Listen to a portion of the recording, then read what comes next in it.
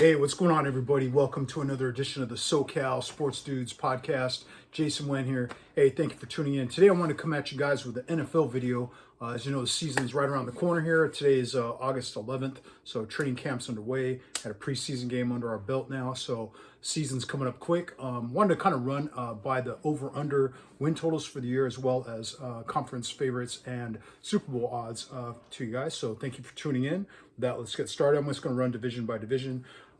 So AFC East, let's start off there. Buffalo, the favorite there with 10.5 wins. This is all, of course, according to VegasInsider.com. Some of these odds might have fluctuated a bit with, some injuries and training camp battles and things like that. But yeah, Buffalo start off there. They're 10.5 over/under win total, followed by Jets and Miami, both at 9.5, and New England at 7.5. So, I mean, a pretty tough division there, man. I think, pretty loaded for the most part for the AFC East there. The schedule, they're going to have to also play the NFC East. So each team there has to match up against each team there in the NFC East as well as the AFC West. So could be some tough opponents there, man. And not only that, outside their division, but within their division, they have to take care of business there. And it's going to be tough to have to scrap out some wins there. So I think a couple of these other teams might have closed the gap there and caught up to Buffalo a little. But yeah, it's gonna be fun, man, to see what happens there. Some good, some good talented teams there. Pretty good rosters. AFC North, you got Baltimore at 10.5, Cincy 11.5. I wonder if that, this was that Joe Burrow calf injuries impacted that number. You got Cleveland at 9.5 and Pittsburgh 8.5. They'll have to play the AFC South as well as the NFC West. So not the most, powerful divisions there. But within the division there in the AFC North, those are always some pretty solid teams and some teams that really don't like each other too much. So there's always some nice battles there. AFC South, not the strongest of divisions out there for sure. You got Jacksonville's the favorite at 9.5, followed by Tennessee 7.5. Both Houston and Indy are at 6.5. So probably the expectations not so high in that particular division. Jacksonville, though, they had a good run last year. Won a playoff game, of course, with that comeback victory against the Chargers. Trevor Lawrence up and coming, got some good young talent. All kind of growing up together, and then of course Coach Peterson there. So, hey, they might be able to kind of build on what they did last year. They're going to have to play the AFC North, as we mentioned, and the NFC South. So that's not the exactly a powerhouse of a division. So some good possibility for a few of these teams here to exceed the win totals. Looks like some pretty good value there. I think they're with Tennessee, maybe be at 7.5.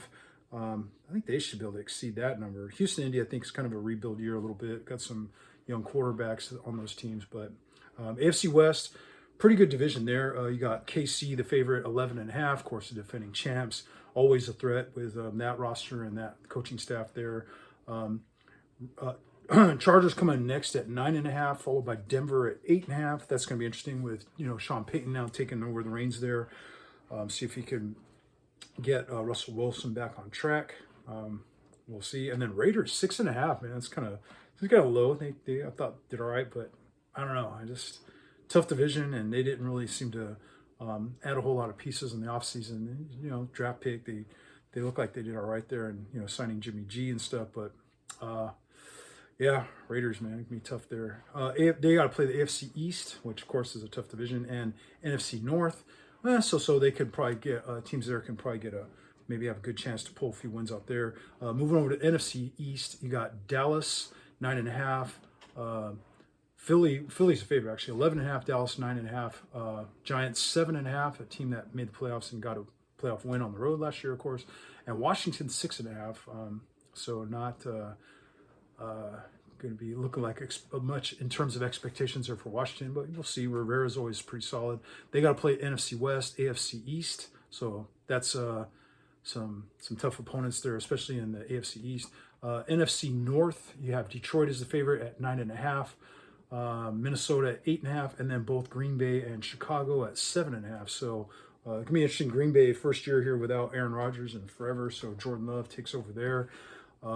Minnesota, moves on from Dalvin Cook.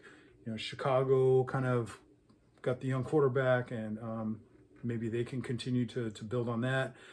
Finally got him some weapons. We'll see if they, Getting more from Carolina makes a big impact or helps him on offense. And then, of course, Detroit. Last year they had a surprisingly good year. I think they've accomplished some good things and retained their offensive coordinator. They lost DeAndre Swift, but they drafted the kid from Alabama there. So, yeah, they've got some weapons there. I think Jared Goff has been solid for them. So they got to play the AFC West and NFC South.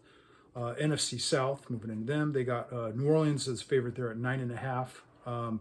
Atlanta at 8.5, Carolina 7.5, and Tampa at 6.5. They got to play the NFC North and the AFC South. And then over in the NFC West, you got the Niners as the favorite, 10.5.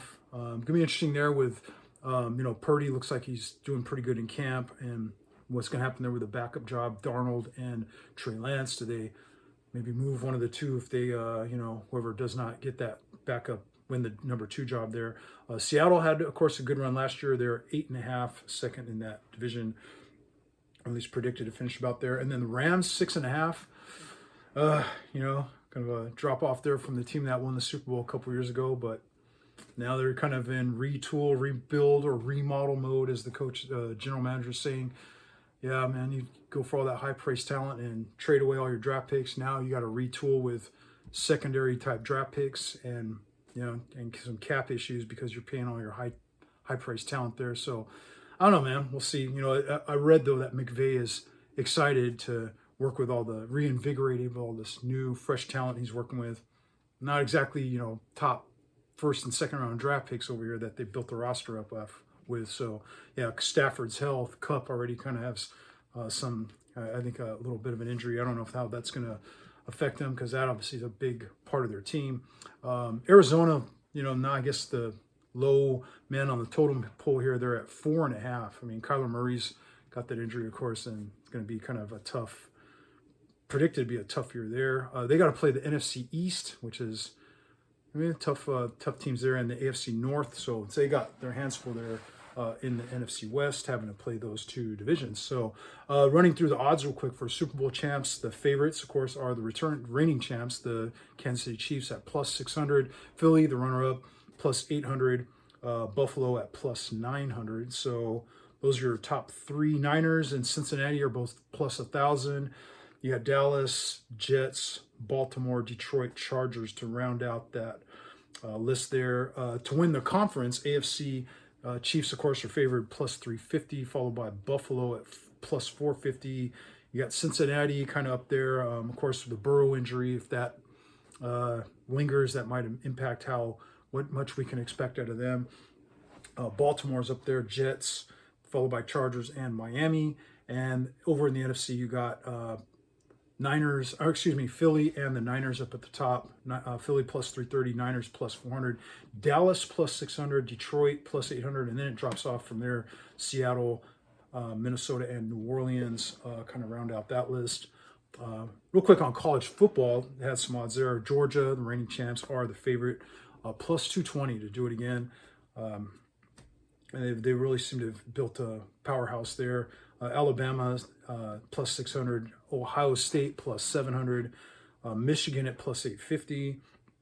Of course, they got spanked in that Final Four last year. It was pretty embarrassing. LSU, USC, Clemson, all on that list. And then followed by kind of the secondary list here: Penn State, Florida, Texas, Notre Dame, Tennessee, Oregon, and Washington. Of course, I'm not as geeked up about college football with all the conference relocations and teams kind of changing, conferences. You get the Oregon and Washington now joining the Big Ten. USC, UCLA are going over there.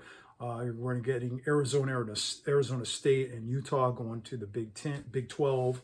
The ACCs might lose Clemson and Florida State to the SEC. So it's kind of taking the shine, I think, off of college football. It's all about money now, and just there's no more regional rivalries. I think that's always been kind of a big fun part of the game, and just all this money grab about TV deals and where teams end up. So I'm not going to be as into college football probably this coming year and maybe years to come, depending on how this all plays out, because just kind of changed the whole tradition of how the game was always been played, and the rivalries that I grew up loving, man. So it's all changed, man.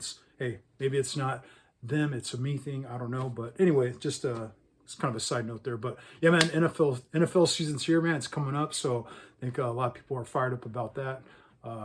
We want to kind of keep an eye, of course, on, how these training camp battles play out, who wins the job, and maybe other teams players that get cut, and maybe catch on with a contender or sign, fill out the roster that way and kind of sign with a team that can use a player. So there's still some movement to be made there. It's going to be interesting how that plays out. So yeah, it's going to be kind of fun, man. Here we go. I think a few teams on this list might have some good value. There's some other teams I think going to have a tough year coming up ahead for them. But yeah, they're probably all going to get in that Caleb Williams, number one pick, and Drake May there. So you got some top quarterbacks there. I think that are at the top of the list there. So yeah, it's gonna be fun, man. Let's see how this plays out. So just want to come at you guys with a quick video there on football and break down the over-unders. So thank you guys for tuning in. We'll see you in the next one. All right, later.